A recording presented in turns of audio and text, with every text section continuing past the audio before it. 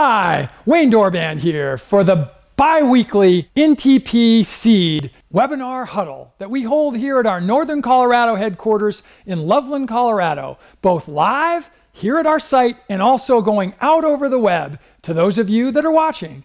Enjoy what we have for you today.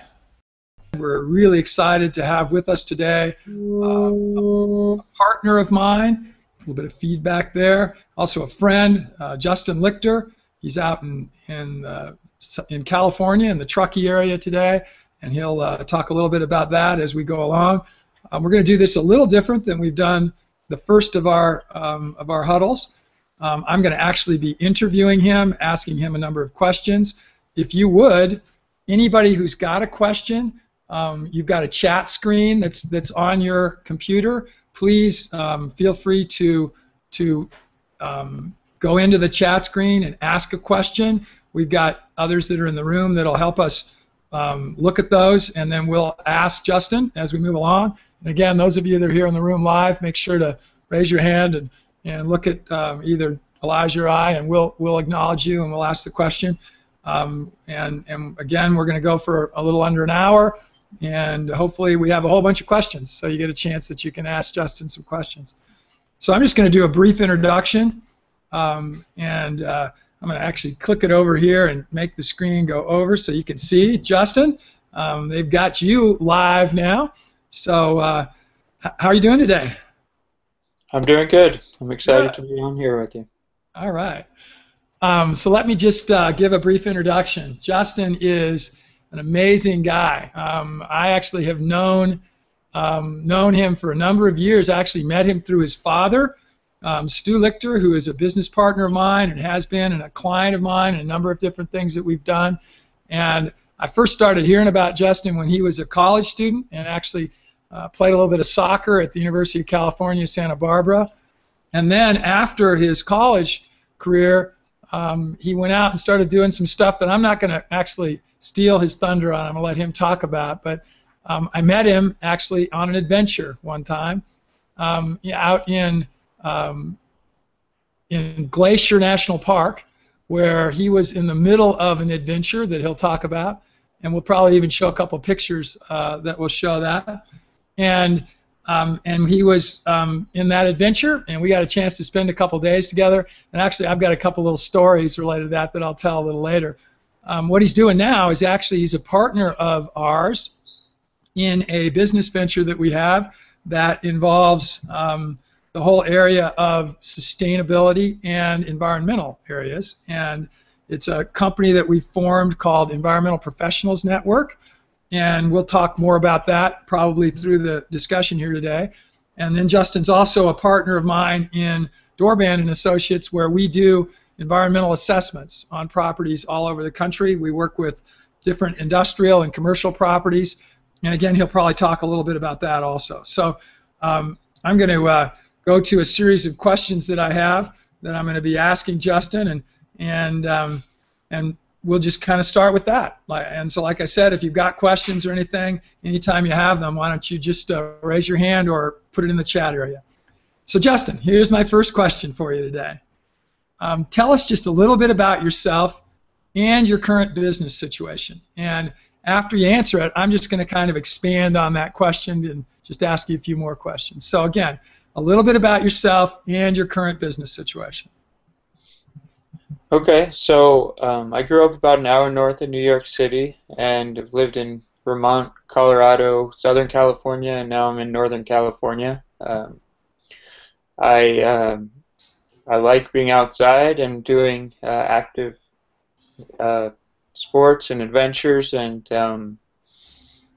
that type of thing. In the past couple of years, I've changed paths with my work a little bit. I used to do ski patrol for the winter and then do adventures in the summer, and I still do ski patrol a little bit, but the past couple of years I've written 2 books which have been released, and now, as Wayne mentioned, I've started working with him on some environmental projects, Dorband and Associates, and then also trying to form another entity that he mentioned called Environmental Professionals Network.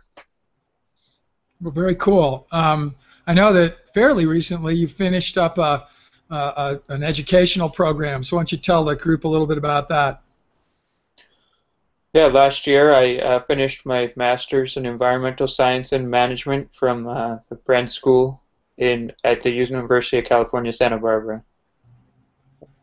And I've got a picture of something here I'm going to pull up in a second. I'm going to do a screen share that I want to show to folks, and I'll just be pulling that up. But I think you even you worked on something with a group of students where you won an award.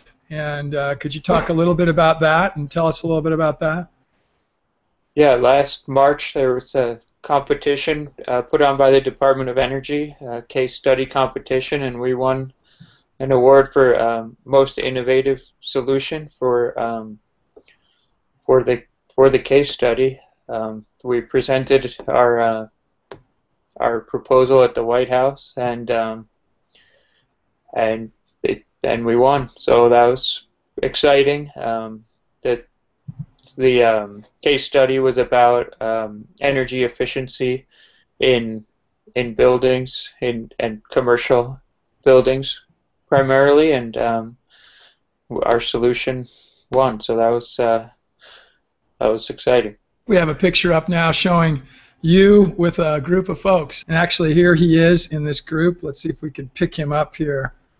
Yeah, I'm in the center there, and the guy next to me is one of the head of the Department of Energy.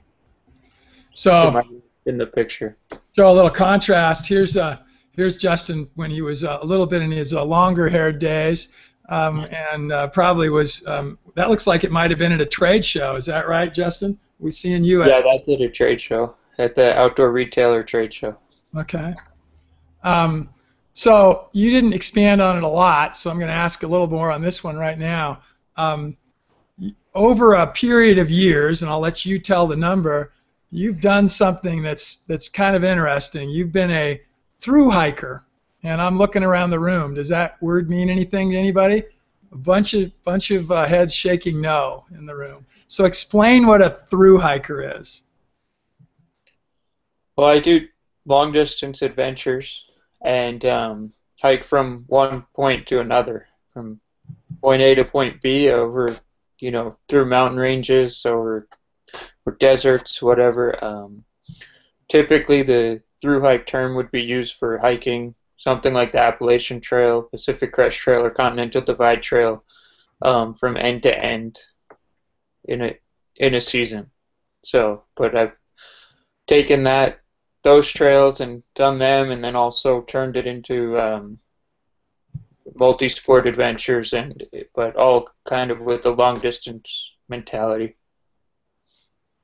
And I think we'll show some pictures, quite a few. You've taken some amazing photographs through the years, and I know I asked you this yesterday, that there's actually, you remember, and a story behind every picture that you've had. So this picture that's up on that everybody's seeing right now, tell us a little bit of story about where that is and what we're seeing here. Yeah, that's in Iceland. Iceland is one of my favorite places, actually. It's really diverse landscape. It's one of the only areas along the Mid-Atlantic Rift that is above sea level, so the topography is not that dramatic, but the colors of the terrain and the rock formations and that type of thing are really stunning. So in places like this, it kind of looks like the moon, and it's just like no place else, really. And it's really cool because the whole country is powered by geothermal power. Because of their location, they're able to do that. Cool. Tell us a little bit about when you and I met, and I'm gonna, before you talk about it, I'm gonna set the story up. So Justin was in the middle. I'm actually pointing out, so Elijah, I've actually got it on Justin right now. Justin was actually, I'd not say in the middle, near the end of one of his through hikes, which was the Continental Divide Trail. So he had hiked the trail from its southern border on the U.S.-Mexican border and I met him, I was with him in Glacier National Park, which is the northern extent. And you actually continued that all the way up to Banff, didn't you, Justin? Yeah, into the northern Canadian Rockies. So I was able to meet him there, and his dad and I actually went and we hiked a little bit of a couple of different days with him. So here's a little bit of my story. This is a, a little on the embarrassing side probably. So we met him. We had set up to where we were. I don't know if you remember this. We were going to meet you at the train station in, I don't remember the name of the town right there, but right at the border of Glacier National Park. So he wasn't taking the train there. It was just that was a good central place to meet, and neither of us had been there, and so we just picked that location up because again he's hiking. So he got there first. So we come into the area, his dad and I walking, and we noted this odor from some distance away. I'm talking 100 yards or so. Well, it was him. And when you do these hikes and you're not bathing frequently, you get your own sort of odor.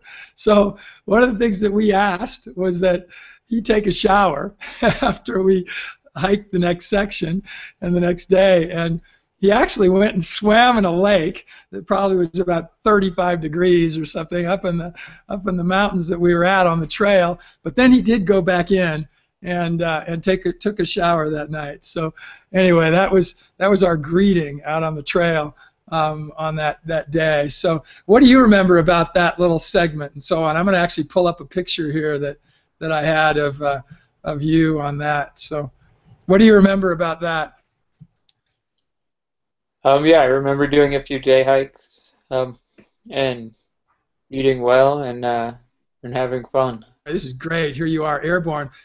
Is this? I don't think this is actually up in Glacier, is it? Or is it? Am I wrong? Where is this? It's near Glacier. That's in the Canadian Rockies. Okay, that was close. That's in Jasper Banff National Park. Cool. And you were obviously jumping a little bit here. Yeah. All right. When you go on these hikes, is it refreshing? There we go. There's probably on the same one. Is it really refreshing to be just jumping into a body of water like that after being out on the road all day, or out on the trail? Excuse me. Yeah, it feels great. It's almost like icing your legs. It's refreshing, rejuvenating, but a lot of times the water's probably 40 degrees, so it can be a little chilly, uncomfortable, but it's worth it. Justin's a very humble guy, and so I'm going to throw a couple things out, and he can correct me if I'm wrong, but he holds a couple of what you would call world records, and one of them relates to this hike.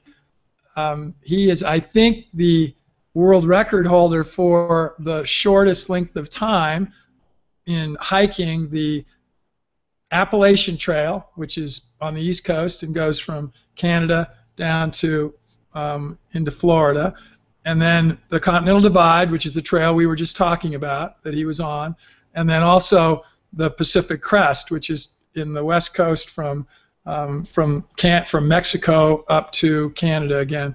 So he holds the record for that.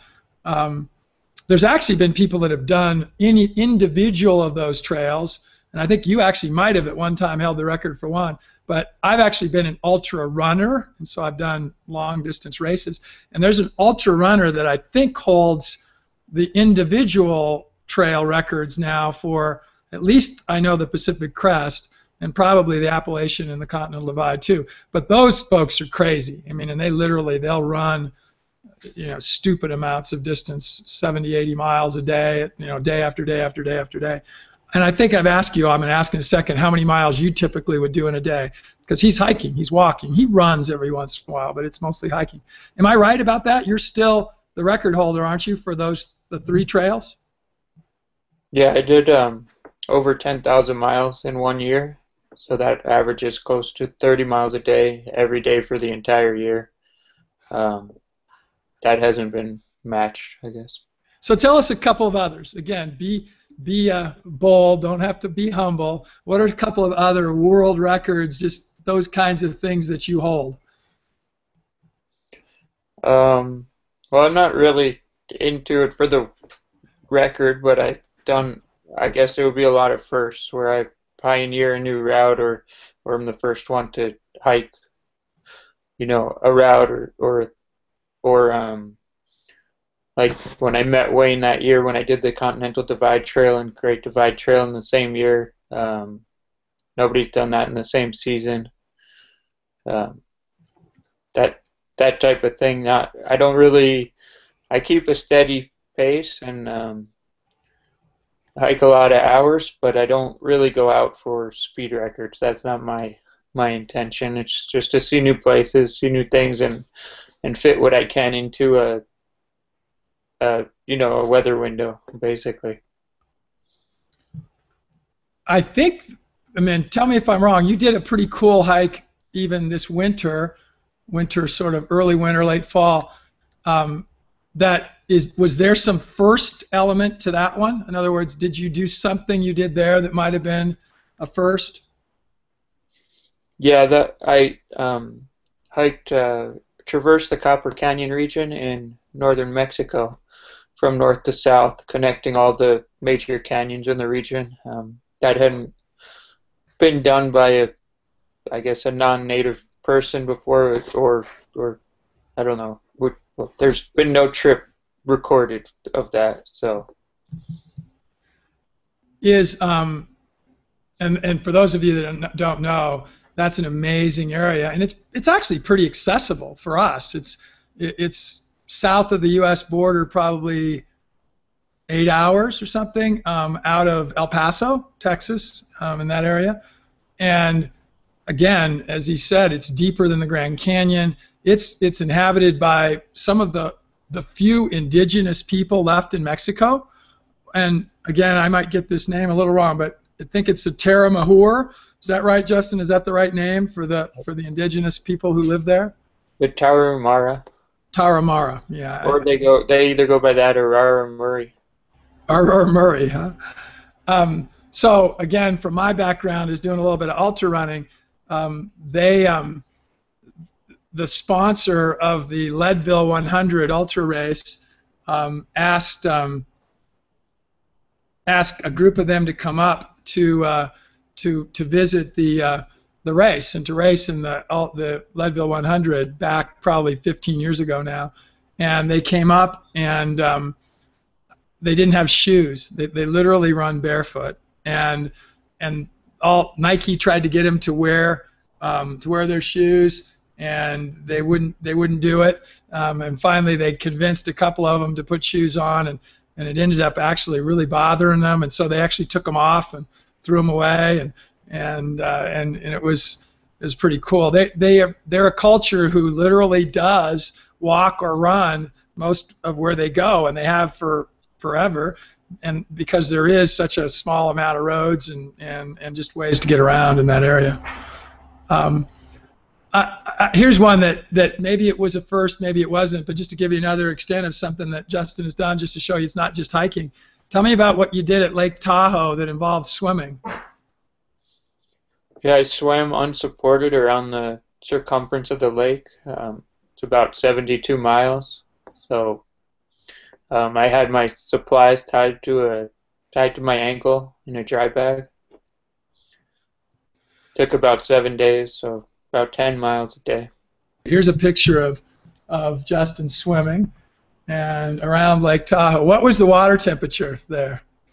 It ranged between about 45 and 65. So I'd have to get out every hour to 3 hours to warm up, since I didn't want to wear a wetsuit. That was part of the challenge. So I'd get out and shiver and warm up and dry off, and then go back in and swim another couple hours. Do that all day. And again, you heard him say it. He doesn't do this for any records or whatever. So tell us why, just in your own words, why is it that you enjoy this kind of thing? What is it that you really get a thrill from? What is the reason you do it? Well, it depends on the trip. Some of them are personal challenge and, seeing what you're physically capable of, and then also just being out in nice, pretty places and backcountry wilderness areas and and seeing new places. Very cool.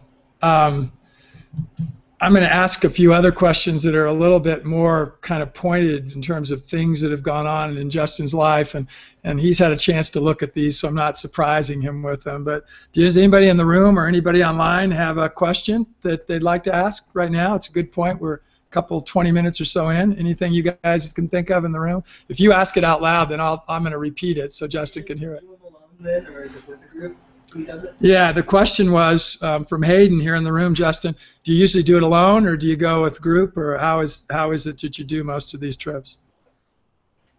It depends on the trip. A lot of times I go alone, and then other times there might be a technical aspect to it where I need a rope partner, or just for safety I go with somebody else, if depending on the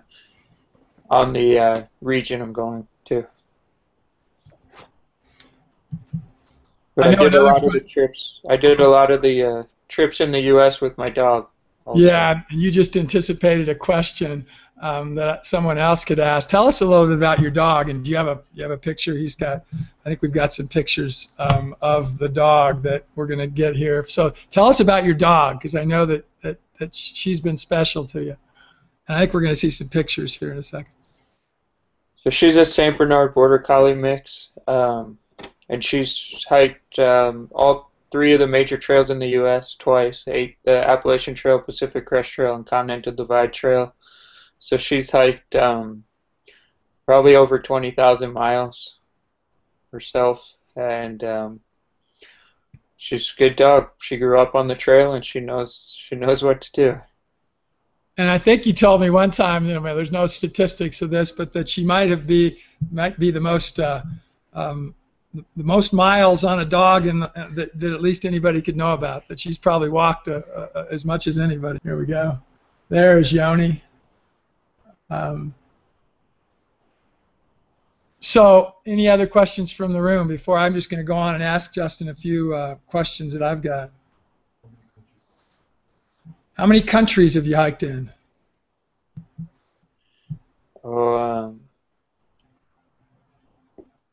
At least 15, I'd say. Okay, 15. This is John Nillen asking these, so I knew they'd be some tough ones. Can you estimate the total miles that you've hiked, do you think? Well, just on the long trips I've done, it's over 35,000 miles. But I hike for exercise at home every day, usually at least, 3 to 10 miles just at the end of the day. So I'm not including any of that, but just on the long trips, it totals to over 35,000 miles. Wow, that is a lot of miles. All right, well, I'm going to go back into some of the questions that I have, and my next one is this one, which is, and you mentioned this a little, but where'd you grow up, and what was one event from your youth that you remember that caused you to pursue the current life path that you're on? So obviously, you guys have heard it. A lot of it involves being outdoors, being out in nature. So I'm sure that's a part of it. But again, where did you grow up, and what was one event from your youth that you remember that caused you to pursue the current life path that you're on? I grew up about an hour north of New York City. So it was suburbs. That house I grew up in used to be an old farmhouse that supplied dairy to New York City from the 1700s. And the Appalachian Trail runs about 20 minutes from where I grew up, 20 minutes north of where I grew up. So we would go. I remember hiking up on a piece of the Appalachian Trail on the weekends when my dad would come into town. We would go hiking for the day, and I always enjoyed it. And one time in particular was pretty funny, and it was a good time that we've remembered and laugh about all the time. So that time we were hiking with Gary Greenstein. Wayne knows Gary, and Yes. one of his sons. He was small, probably about 5 or so, and we were kind of exploring this old railroad bed um, up in New York State, and it hadn't been used, and it was just there, and it was always fun to explore. That was kind of, I think, where I got that sense of exploration. But Gary's son, we heard a gunshot, and Gary's son kept repeating, "If the gun shoots us, we'll never go hiking again." And he repeated that probably a million times on the hike, and it was it was pretty funny, and that's one thing that I really remember. Do you remember whether that was Mike? Who's? I think it was Chucky. Was Chaff? Okay. Yeah. I actually know Mike, which is one of Gary's sons, and he's is the West Point grad, and he's one of our troops over serving our country over has been in Afghanistan and a number of other places. But anyway, well, cool. That's kind of a neat story. So next question. This is a really fun one. When you were 15 years old, and it was a beautiful Saturday afternoon, what would we find you doing? What would you be doing on a beautiful Saturday when you were 15 years old? Yeah, I would be playing soccer. Would play pickup soccer, or my club team would be playing pretty much all day Saturday and Sunday. So. And I mentioned it briefly, and I don't remember whether you said it, but you carried that on, and you played in high school, and I think you played in college also, right? Yeah, I played for a couple of years in college. What position did you play? Division I. No, position. What position did you play on the field? Goalkeeper. Ah, you were a goalkeeper. I haven't ever asked you that. I also played midfield sometimes. So. I know one person in the room, his daughter plays, and he was telling me about a game last night. So I'm going to tell a story on a dad here. And he loves his kids and he does all kinds of things. But she was playing in a game last night, and about 20 minutes into it, it was a fairly boring game. They were doing really well, and it was what you said, 2-0, right? When you left, and he actually left to go on a date with another one of his daughters to go to the Buell Theater. So tell me what your daughter did after that, John. Tell the group here. The youngest daughter. She went on to score 4 goals, but didn't think anything of it. So, well, but she saw you leave. You told me that she said she saw you leave, and she scored 4 goals after that. I'm going to switch back to pictures of what Justin's done here. You're not seeing this one, are you, Justin? I don't know what. Do you see the one that's on the screen now? Does he see this? No, I see you. Oh, you see me. Wow. I wonder how it gets to this. How would I show him that? Oh, if you clicked on the one of Elijah, Justin, on your screen, I think you'll see it. The picture? Yeah, tell us what that is. That's amazing. That's Checkerboard Mesa in Zion National Park. Wow, that's cool. And you're looking, I mean, pictures are sometimes deceptive. How vertical is that? Are you looking like straight up, or is it looks like it's not real vertical, like we ought to be able to run up it, right? For those of us looking at it, but I'm sure it's not. I'm sure that's pretty vertical. No, it's kind of slabby like that. Yeah. So people climb it, or is it soft, and is it protected? No, it's good rock, but it's slabby, so people don't like climbing really slabby stuff, because if you fall, you can it ends up hurting more than something that's vertical. Okay. Because you roll down it instead of just dropping off and getting caught. Okay. So, next question. Can you tell us one person, not the most important, but just one person who influenced you in your youth, so when you were young, you decide kind of when that was, that you would say has had some influence on some major experience that you had in life afterwards. So, just tell us about that person, and if you want to say the name, that's great too, and just sort of a person who had an influence on your life in your youth that's created, major things that you do now in your life.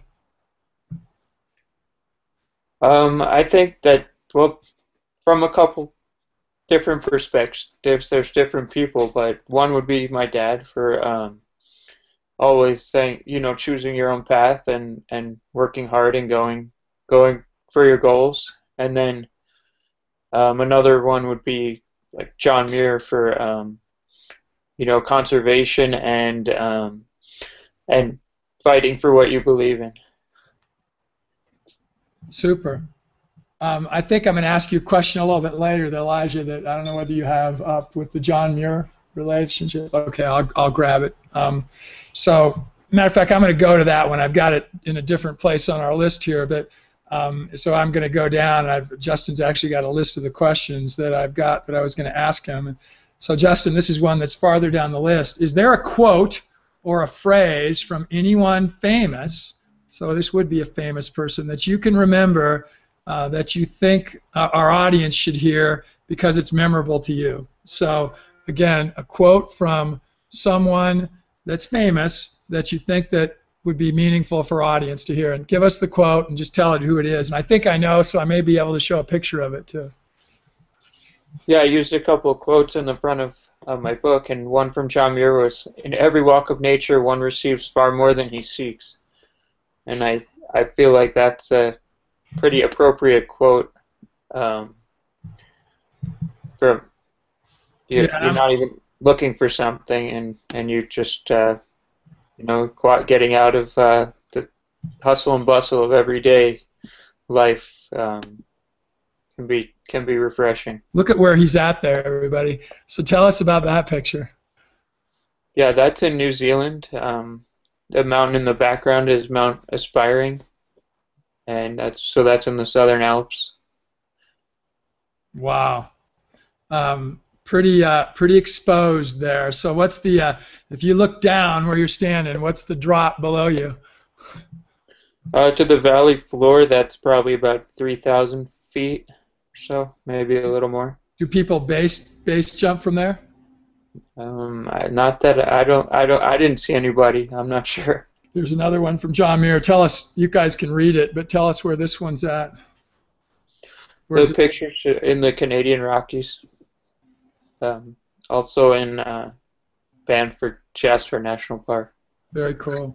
Now we're going to switch gears a little bit. We're going to talk more about kind of what you're doing in life now, because I know a lot about that because we work together. What does the term sustainability mean to you? I think sustainability means looking at things for the long term in a well, not to use the same term over again, but in a sustainable manner where we can continue that use over an extended period of time. Great. We're seeing a picture of you now. If you click on Elijah's again, so you can see it. What are you doing here? And tell us where this is. That's in Utah, in Canyonlands National Park, and I'm emptying my shoes of sand at the end of the day. And looks like you got a water bottle or something. What's down there with the writing on it? That's yeah, that's a water bottle for in camp at the end of the day. Okay. And this is really high flows. Those waters look. I mean, that river looks like it's running pretty high. Is it? I mean, as I look at it behind you there, maybe not. Looks. No, that's just a dry wash, actually. Is it? Okay. So I'm seeing. I'm actually looking around the light here in our studio area, so I'm not seeing it well. All right. Let's lead to the next one here. So it's sort of in the same light. Is there a person in the green movement, sustainability field, or environmental area that has had a profound impact on your life? Now, obviously, you've already mentioned John Muir, and if that's the one, it's fine. But so name a person, and then say who, and then tell us a little bit about them and why they're important to you.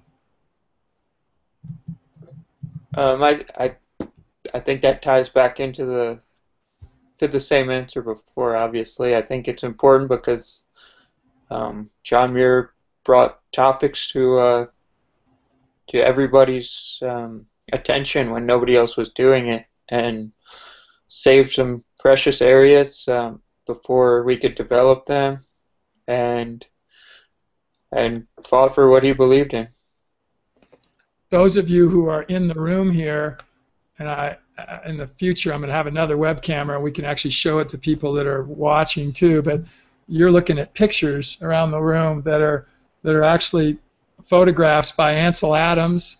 Does that name mean anything to anybody? Very famous photographer, did a lot of black and whites, and those are of Yosemite National Park, and the Muir Trail that actually goes very close to where Justin lives is along the ridge that you see, that one picture that I'm pointing at here, which is of Half Dome in Yosemite National Park. The John Muir Trail goes right along the back side of that, and then you're looking at Yosemite Valley in another picture that shows that. So John Muir was a really very influential guy and had a lot of positives.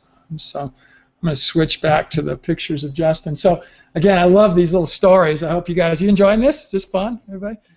What are you doing in this one? So click on the screen share of Elijah's again, and where is this at? And obviously a little bit of different weather than we've seen in some of the other pictures. That's in the Henry Mountains on the summit of the ridgeline there in southern Utah. Windy day, pretty normal up there. That ties into another influential person I was going to mention, was Edward Abbey, who brought a lot of conservation issues to the attention for Utah. Cool. So what time of the year is this?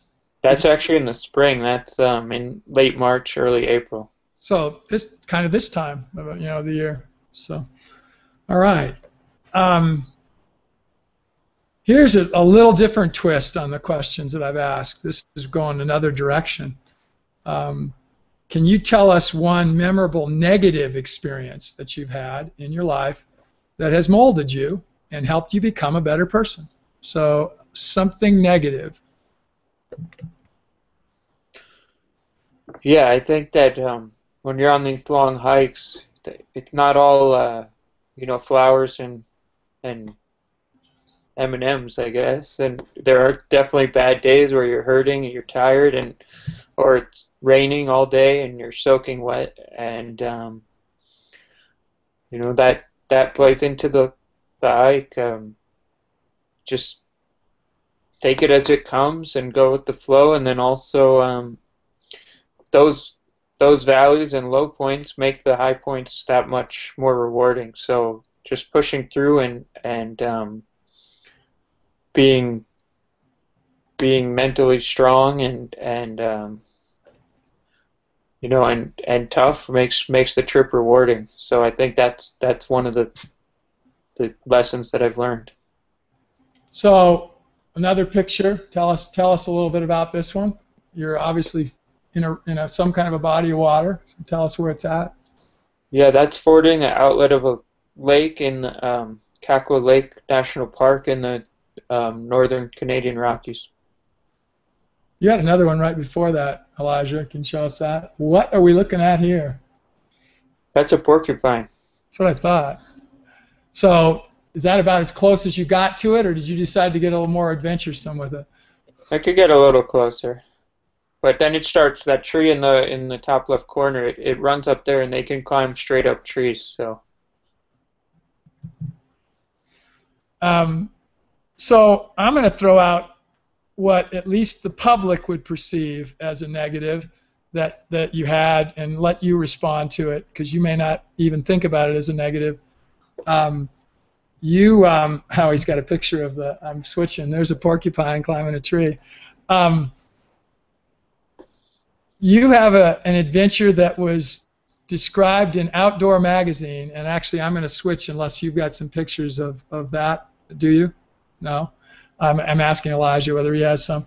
I'm going to go to some pictures and show you something. But you had an experience that Outdoor Magazine wrote about in Africa, in which if you were just reading it and you didn't know anything about you or whatever, I think you could say maybe it was a negative, or a person could by reading it. Tell us about that, and I'm gonna, while you're doing it, I'm gonna pull up some pictures of that. Just a couple little things I think are related to that. So. Yeah, so I was camping in northern Tanzania, right near the Kenya border, after I'd hiked about 1,500 miles alone through Africa, starting in northern Ethiopia, and I was stalked by a couple of female lions. So it was dark, about 8:30 at night. I got out of my tent to look around before I went to sleep, and I saw a lion. I shined my headlamp behind the tent and saw a lion sneaking up behind my tent. Came up about 4 feet to the left and looked at me, and then walked around the front. And I hit. Before that happened, I saw another one sitting out front, about 15 feet in front of the tent. And anyway, I was starting to, yell and scream and bang my trekking poles and all that, and nothing happened. They're the king of the jungle. So I kept doing that. I got my camera out, not to take the picture, but to use the flash to try to scare it also. And that picture Wayne showed of the lion, that was when it walked right next to me, about 4 or 5 feet away. That's no zoom right there. That was just to try to scare it. Anyway, it looked at me and walked away, and then when it got about 100 feet away, the other one followed it away. And what did you decide to do after that? I got out of there. Instead of continuing a continuous hike, I went and hiked Mount Kilimanjaro and a couple other high peaks in the area, and then changed plan. And the original intent, I mean, you had started out to try to do a continuous hike from some place to some place, right? From northern Africa to something across the continent, right? Yeah, I got a little over half of the way, between half and I guess 3/4 or so. I'd done 1,500 miles, but then I ended up changing plans there. That was the last of a couple experiences in that week, so I decided to pull the plug on the trip. All right. The next question I had that we've been going all over it, and you've been doing this amazingly. So my question was, tell us some interesting travel experience stories. So obviously he's been doing that. Let me go on to another one here that's related to that. What's a key skill that you've learned in the recent past, and recent could be, you define that is influencing how you're working in business today. So we're going to move away from sort of the adventure side. Let's talk on the business side here. So what's a key skill that you've learned that has influenced what you do in business today? I think that ties into the answer I had before about what I've received from some of those negative experiences, and a key skill would be perseverance. I don't think everything necessarily comes easily, and perseverance pays off. Great. Last kind of a question before I get to what I call my doozy question. That'll be the last one we ask, and we're about 15 minutes before the top of the hour, and I actually do want to ask a couple more that aren't on the list that we have, just about sort of the business that you're doing now. And then I also want to show, and I'm going to show some pictures of the covers of a couple of your 2 books. And do you have those, Elijah, or not? I've got them, if you could pull them up. Anyway, this question is related to a book. Okay, so other than your own books, what's a book that you've read recently that that has influenced you and that you would recommend maybe that our audience could look at and read? There are two books that come to mind pretty just right away. One of them would be Cadillac Desert. And that's kind of a classic book about the western United States water situation. I think that's interesting, and it brings to light a lot of long-term problems or issues that we could have. And then another book would tie into that perseverance, hard work, motivation type of book, and a book called Shantaram. And it's a pretty amazing story, all in all. So that was probably one of the most engaging books that I've read in a long time. So Cadillac Desert, I saw some people taking some notes here, which is about water issues in the West, and I was not listening as close as I should. What was the title of the second one? Shantaram. Shantaram. I thought it was something like that. All right. Well, that's a good segue into, because you've mentioned it a couple times, and I think Elijah might have a picture of it for us here, which is you've written a couple books, and so there is a picture of the cover of one. Tell us about your two books, and I think we'll do this one, and then you have another one, or the other one pulled up. I'll switch back, and you can get that one. Tell us about this one, and then about your other one, and then also where can people get them, both of these books. So this is the first book I wrote. This is basically an A to Z about hiking. Includes, as it says on the cover, gear, tips, skills, all sorts of different things that I've picked up and learned from all my hiking experience.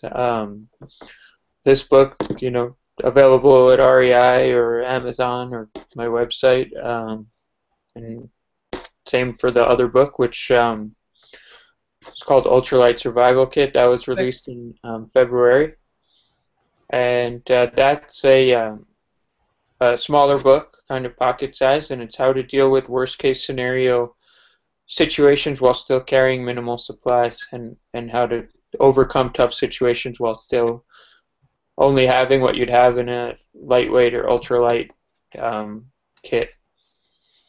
Actually, I know that the first one was, again, a story of perseverance. What publisher published that first one when you first wrote it? Yeah, initially I self-published it. I had a vision of how I wanted the layout to be, so I did everything involved with it, and ended up selling out of my print run, and contacted a publisher, and now Falcon Guides picked up the first book and also this most recent book. By the way, Falcon Guides is one of the preeminent publishers in this space. I mean, anything that would be outdoor adventure and just outdoor related, climbing guides, fishing, you name. I mean, they're the big boys. But remember, he said he self-published that one initially himself, and then had to promote it himself, and it sold out, and before a publisher would take him on. And that book, by the way, could be something you'd put on your coffee table. It's something you'd want your friends to look at, and the pictures are just amazing in it. So, if you get a chance, you should try to grab that and look at it. So let's transition for a little bit. We've got about 10 minutes or so left here. Back to business today. So you mentioned it briefly. Tell us what you're doing today in business as it relates to the two topics, EPN and what you're doing with me on Dorband and Associates. So just tell the group a little bit about what Environmental Professionals Network is. Environmental Professionals Network will be a site for a networking site for environmental professionals. It'll help to create communities and ties to do job brokering and contract work through online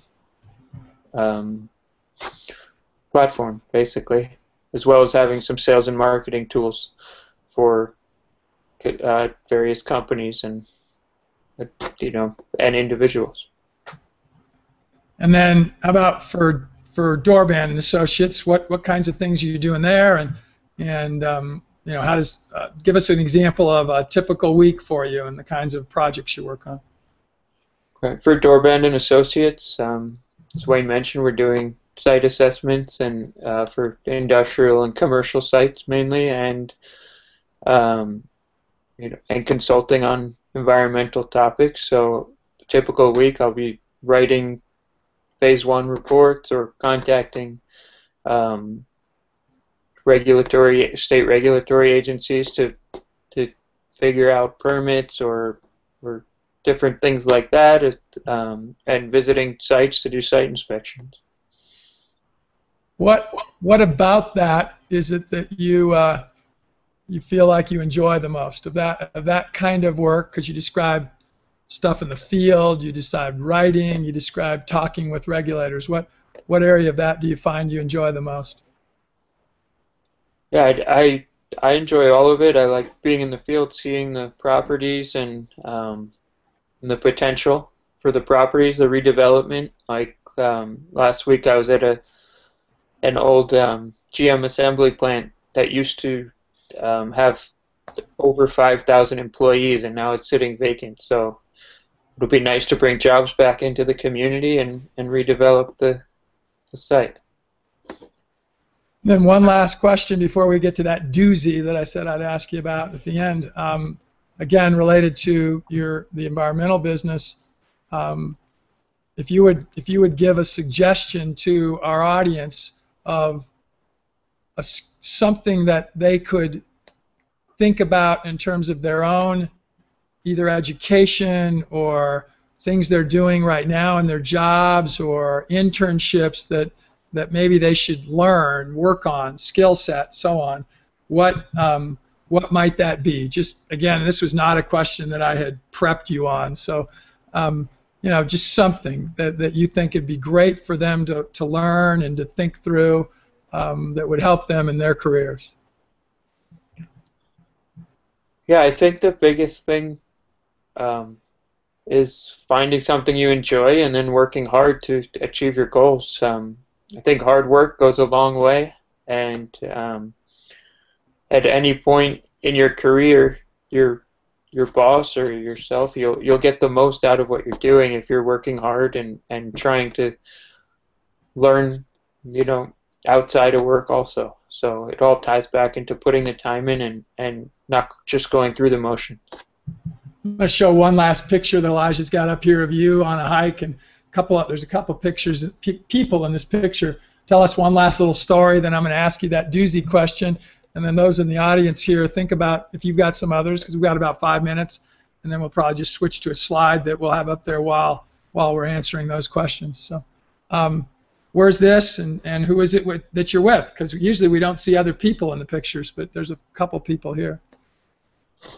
Yeah, so that's on a ridge line in the northern Canadian Rockies. That's in the Wilmore Wilderness, and that's on the ridge line. And I'm with a couple people there. They were doing a hike, and I met them for a few weeks because I'd done that hike before, and I just had some time. So I went out with a couple friends while they were hiking back to the U.S.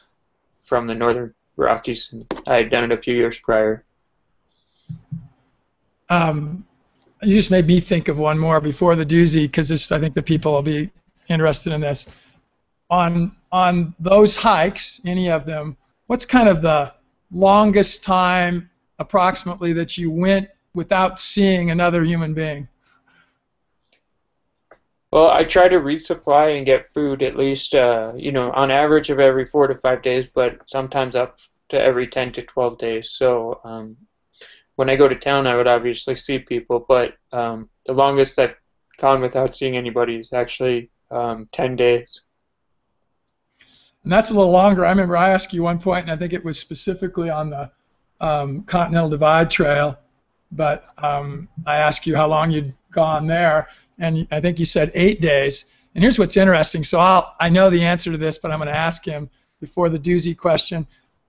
So again, and I'm looking at the people in the room here as I'm asking this,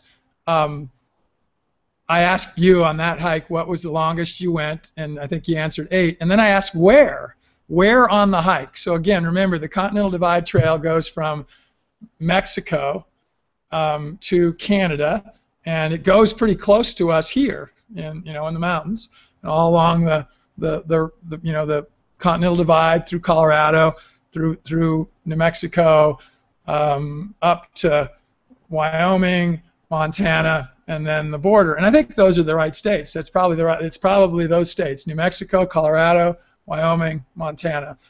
Where would anybody in the room think that where he went 8 days without seeing anybody? And remember, and you know what? I didn't ask this before, so answer this one. On those long hikes, about how many miles do you do a day? What's a typical day? Depends on the terrain, but I usually try to average between 30 and 35. Okay, 30 to 35 miles, so that'd be 240 miles if it was 8 days, right? Where would you in the room guess that happened? Where would he go 8 days? And I heard up north, I heard Montana, so that's up north, Montana. Other answers? John, you know it, don't answer. I think you know the answer. Well, there's not many states, so you could say New Mexico, Colorado, Montana, Wyoming. So I'll narrow it down to help you.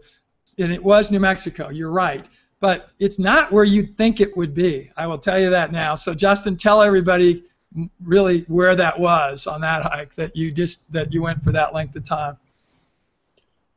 Yeah, there were a few remote places in New Mexico. In northern New Mexico, one area I didn't see very many people, and then also in southern New Mexico. And the difference in southern New Mexico, it's not on the top of mountain peaks like you would picture. It's actually more prairie-ish, all right? That's what was kind of interesting, but it's very remote. There just aren't that many people there. All right, so we come to that doozy question, and then people think in the room, because we'll have a few more minutes, and also online, think of some other questions that you might have. So here's the doozy. By the way, I took this question, and I'm going to plug someone else real quickly here. There is a podcaster that I would highly recommend that you listen to if you can. His name is John Lee Dumas, and he does a podcast called Entrepreneur on Fire, and he does it every day. So it's daily, and he interviews entrepreneurs all over the world every day. And by the way, you're now thinking, wow, that's every day. Doesn't he take a day off? Well, he doesn't interview them all on every day. He interviews them, and then he plays a podcast every day. So he actually will do 10 at a time, and then he'll take a break, and then he'll do the rest. But he does one a new one comes out every day. He asks the same question to everybody that he interviews, and he uses it as his very last question, so I'm going to copy him. And I have plugged him, so he won't get mad at me. And I'm actually one of his, we know each other a little bit, and so I think he would be proud of the fact that someone is taking one of his questions. So here's the question, and I've actually explained it to Justin, and as I'm looking around the room, we'll see if they understand it the way I asked it. So assume that if you woke up tomorrow morning and you found that you were on a completely different planet that was just like Earth, all right? You kind of knew, though, this isn't Earth. It just feels different, but it's just like Earth. You had all your daily needs taken care of, so you could see that you had a roof over your head and you were in a comfortable place. There was maybe food sitting on the table and there's a refrigerator there, so you didn't have to worry about that. But you had your laptop that was there in front of you, and you had $500. What would you do for the next 7 days? Everybody's thinking in the room here, Justin. So, all right. So that question's for you. What would you do for the next 7 days? So I would send an email to everybody friends and family back on Earth, that I'm okay. That would be number one. And then I would load up my backpack with my food and money and just start checking the place out, looking for cool places. That makes so much sense because that fits you so well. When you listen, if you listen to Dumas and his interviews, you'll just love that last question because everybody answers it and it does fit their character. You're running late. Any other questions from anybody? This has been too much fun. So. When you were right out of college, Keith's got one. First. So Keith had a question. When you were right out of college, what did you do first? What did you do next?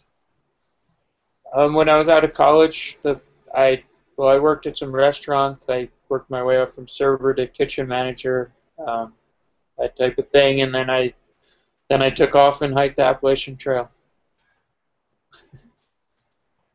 All right. Any other questions? Is there any online that I'm missing, Elijah, that you see there? You guys have been a great audience. More importantly, you've been an amazing guest. I think he'd hear you if you clapped for him right now. I think this is awesome.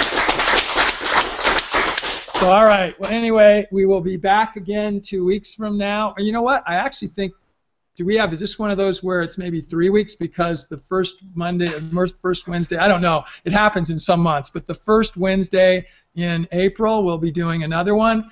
And I believe we have that already scheduled. Is that right, John? We're going to listen to Tracy Long. And Tracy is a food person. She has been the leader of an amazing, I use that word a lot, by the way, a movement in Berthoud, Colorado to create a local food presence. And she's got a really great story to tell about that. So we'll be interviewing her in this lot the same way we just did here with Justin. And again, we look forward to seeing you again in a couple weeks or 3 weeks, however long that is, and have a great day.